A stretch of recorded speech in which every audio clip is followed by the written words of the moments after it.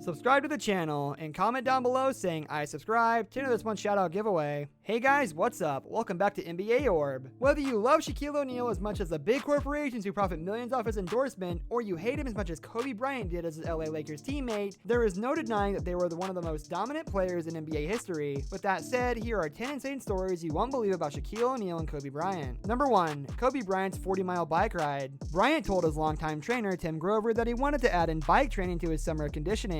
Grover researched a trail in Las Vegas, rented 3 bikes, one for Bryant, one for himself, and one for Bryant's security guard, and on the night before the first day of practice, they each put on headlamps and headed out to a trail on the road. We finished up around 2 a.m., Grover said, and we were back in the gym working out by 7:30 in the morning. Number 2. Kobe used to challenge high school teammates to one-on-one games to 100. Talk about exhausting, right? Kobe Bryant didn't need a quick game to 10, but instead used to play a bench warmer on his high school team in one-on-one games to 100. As the legend goes, even in Bryant's worst game, he still won 100 to 12.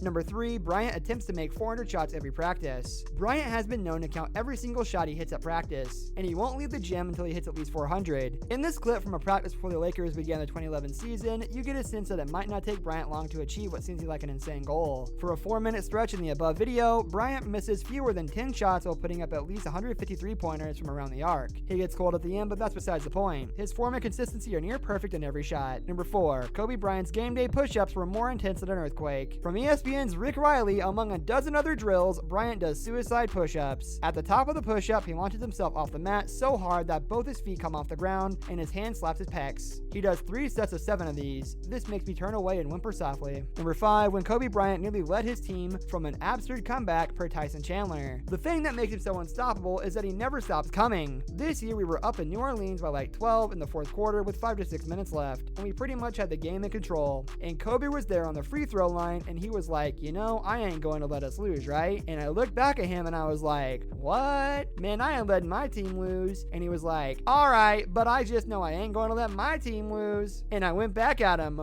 well, I ain't gonna let my team lose. Right after that, man, he ran off like 15 straight points on us, and I was looking at the scoreboard going, come on, let the time run down. And I'm like, he can't beat us single-handedly, especially after we were just sitting there talking crap back and forth to him. We ended up winning the game, but he almost beat us. He almost beat us by himself. But his drive, looking into his eyes, some guys can say, yeah, we're gonna win this game. Number 6, beating up bullies. When Shaq was younger, he was one of the biggest kids walking around town, which brought on lots of teasing and name-calling from his peers. As Shaq's father was in the military, they moved around quite a bit, forcing O'Neal to attend a variety of new schools. Bullying is horrible to begin with, but it can be a different beast to a new kid at a new school. That's why, as Shaq recalls, he would locate the biggest or toughest kid at each of his new schools and would proceed to beat them up. This was Shaq's way of sending a message to the other kids of the school, especially the bullies, that he was not to be made fun of. Although not the most diplomatic of methods, it seemed to work for Shaq as a young boy trying to navigate the pre-pubescent world, and it is certainly a trait which he carried with him into adulthood as he himself became a bully on the courts of the NBA. Number 7, at the movies. It is always cool to watch professional athletes undertake cameos in motion pictures or star in an episode of a particular TV show. However, when a sports icon as famous as Shaq stars in a movie, it draws interest from both the sporting world and the audiences outside of it. The 2 largest film projects he worked on were the movies Blue Chips and Kazam. In Blue Chips, O'Neal plays a college basketball star who is receiving illegal money from other schools as well as from other college boosters. In Kazam, Shaq plays a rapping genie attempting to help a young boy rekindle his relationship with his father. Although both performances were not Oscar-worthy, Shaq tried to tackle a large issue in Blue Chips, corrupted collegiate athletics, and managed to garner a few laughs in Kazam. Number 8, Shaq vs. Big Show at WrestleMania. For a man with such tremendous size and who enjoyed beating people up earlier in his life, it's no wonder that Shaq was a fan of professional wrestling. Shaq's fandom has led him to participate in several wrestling events over the years. His first appearance was presenting the title belt to the winner of the WCW World Heavyweight Championship match between Ric Flair and Hulk Hogan. Much later, he was a guest host of WWE's Monday Night Raw, where he got into his first altercation with the wrestler Big Show. Recently, Shaq actually took part in his first ever match at WrestleMania 32 during Andre the Giant's Memorial Battle Royale. During the show, Shaq had yet another altercation with Big Show and was quoted afterwards as challenging Big Show to a future match. Number 9, Shaq Fu studio rap albums. Shaq had only been in the NBA for 1 season when he began pursuing another passion of his, rapping. Choosing the MC name Shaq Fu, he went on to produce 5 studio rap albums and 1 compilation album, while being featured on a number of other artists' songs. Far from being a hobby, Shaq Fu was in fact a professional rapper who was signed under contract to 4 different recording labels during his musical career, including Interscope Records, the same label of rappers such as Tupac Shakur, Dr. Dre, and Eminem. In 1993, Shaq's debut album, which was aptly named Shaq Diesel, received official platinum certification certification from the Recording Industry Association of America, meaning that he sold over 1 million copies of the album. Shaq's presence behind the mic was almost as big as his presence on the court, as he was chosen by Michael Jackson to be a guest rapper on Jackson's song Too Bad. Number 10. Shaq-Kobe feud. Shaq's feud with former teammate Kobe Bryant is one of the most infamous and well-documented intra-team controversies in the history of professional sports, let alone the history of the NBA. The two All-Stars are undoubtedly the two of the most dominant players to ever play in the NBA. They played together on the LA Lakers from 1996 to 2004, before Shaq was traded to Miami Heat as a result of locker room tension. The feud started almost immediately after the two players began to play with one another in 1996, and it is likely a result of the divergent personalities of the two men. Shaq's demeanor being centered around humor and oftentimes indifference, while Kobe's was extremely serious and strictly business. Whatever the true origins of the feud were, there was certainly no cure as it continued well into the new millennium, even after winning 3 consecutive NBA championships together. All of the tension reportedly led to several fights during Laker practices, with Kobe apparently punching Shaq on a number of occasions. It has also been reported that Shaq once said that he would murder Kobe. The mutual dislike did not end once they were no longer teammates, however, as both men wouldn't even acknowledge the other in media for a brief period of time. This brings us to the end of our video. I hope you enjoyed it. Hit like if you did, and don't forget to subscribe to our channel so you don't miss out on any of our videos in the future. Also watch the 2 videos that are on your screen because I'm sure you'll love them. With that, I'll see you in the next video.